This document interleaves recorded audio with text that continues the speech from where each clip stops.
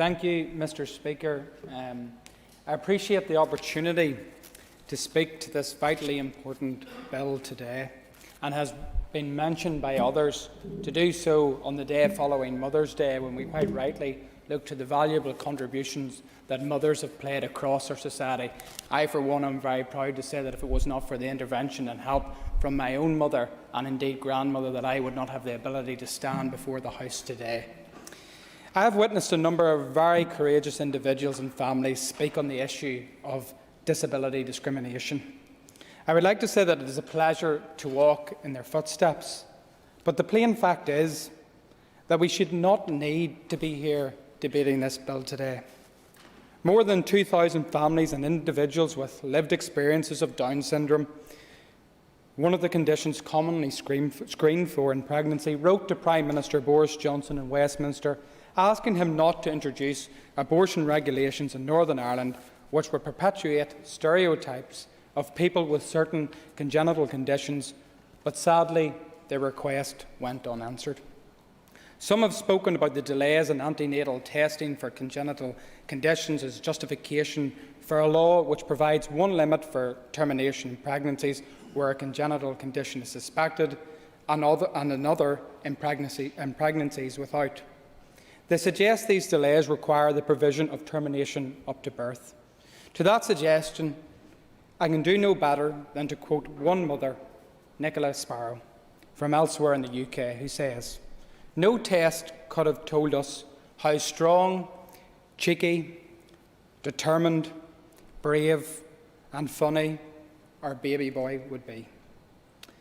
As the Down Syndrome Research Foundation have said, a prenatal diagnosis doesn't tell us the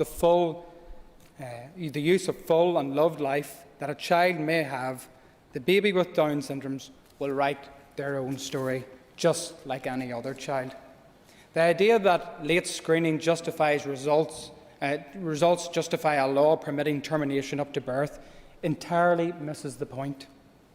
The desperately sad truth is that antenatal screening and tests are not being used to provide the best possible care for babies with Down syndrome. They are not being used to give these children all they need to write their own stories. Allow me to give you an insight into where these tests lead. Nicola Sparrow writes, "The first thing that the consultant said to me was, if you come in and see us this week, we'll arrange a termination for you." She sat us down and told us all the negative things about having a child with Down syndrome. And she said that you're only 28, you're both so young, you should terminate and start again. I was incredibly shocked that I was being asked this at 37 weeks pregnant, after just being told that I was being induced the following morning. I was being told that I still had options to whether I was going to have my baby or not, and then also that if she was born not breathing or struggling to breathe, that they were willing to not help my baby. They were willing to just leave her. This should never be. And this is not about individual clinicians. This is about a whole system that is shaped through the narrative of managing what is termed so unhelpfully risk. Despite some improvements, just this week I read the government.uk website's guidance on screening for ultrasound practitioners. It said, and I quote, "Screening is a process of identifying apparently healthy people who may be at increased risk of a disease or condition. They can then be offered information, further tests and appropriate treatment to reduce their risk and or any complications arising from the disease or condition."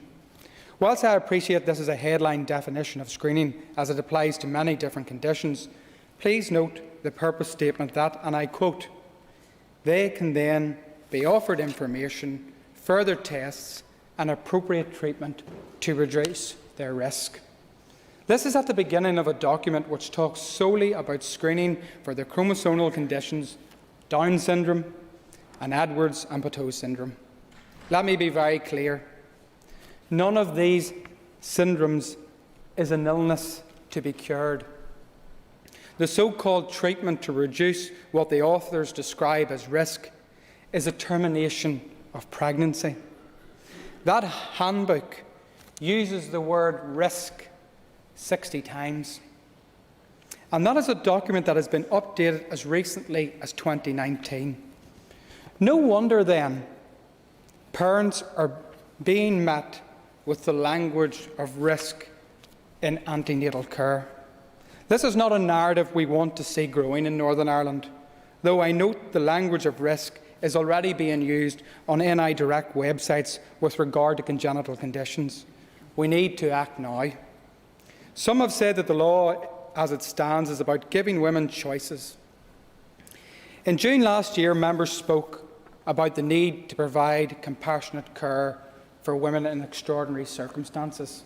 And at this point, I do make reference to the brave disability rights campaigner Heidi Crowder, and anybody that has had the pleasure of meeting Heidi cannot but be impressed by that young lady's vision and determination to see her rights being respected as somebody with Down syndrome. And that's why I take great notice at the comments of the Chair of the Health Committee, Colm Gildernew, because Heidi quoted to Colm his comments last June when Sinn Féin put forward the very amendment giving effect to this, where Colm said, and Heidi quoted, "Sinn Féin does not support CEDAW's recommendations to provide abortion in the case of severe fetal impairment, such as Down syndrome. Our amendment welcomes the important intervention by disabilities rights campaigner Heidi Crowder, who has been referred to today, and rejects the specific legislative provision in the abortion regulations that goes beyond fetal abnormalities to include non-fatal disabilities such as Down syndromes." I support the amendment.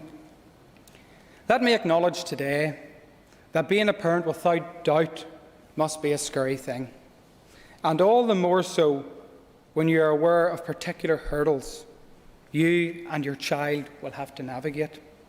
One woman describes her experiences of receiving a positive screening result for Down syndrome, saying, "I was 19 weeks pregnant. I had a much longed-for baby growing inside me that I suddenly felt so far detached from. I was left with a list of characteristics, a list of everything that could go wrong with my baby." And she goes on, "We were scared of the unknown, scared if she would be accepted by others, scared if she would be okay, scared of the impact she would have on Florrie, scared for our future." But that is only part of this woman's story. Of the day she gave birth to her daughter Matilda, she says, "That was the moment everything changed. Once Down syndrome was the worst thing that had ever happened to us. Today, it is a very small part of what makes Matilda fabulous." A point I'm sure many members across this House can attest to. Certainly those that have indeed met Heidi or others with Down syndrome will know what incredible lives they live. She has been a trailblazer for disabilities rights, and I know she'll be watching intently to the debate today, and I thank her for her interventions thus far. The bill is about creating an environment that sees beyond the diagnosis. This is about creating an environment where women are first and foremost not given a description of perceived risks that fill them with fear, but are told of all the ways their medical team will support them so that they can flourish. No woman should have to make a decision about pregnancy based on fear. One of my colleagues in the Health Committee mentioned the question of growing waiting lists for support services such as speech and language therapy for children with disabilities. I do indeed appreciate the member's intent, and I welcome the chance to discuss how we can better support these children and their families. We must ensure appropriate wraparound services are indeed in place. But let me say categorically, the length of waiting lists is not a reason to object to this bill. We need to ensure no family feels so under-supported that termination of pregnancy is seen as their only option. Sinead McLaughlin made reference to a number of statistics today, but as Robbie Butler quite rightly pointed out, each statistic is a life.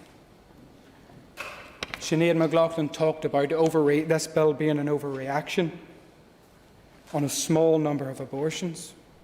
Well, I say today, Mr. Speaker, that if means of this bill we can save just one life, it will have been worth it. I implore the members of the House to vote with me and vote for this bill. Thank you, Mr. Speaker.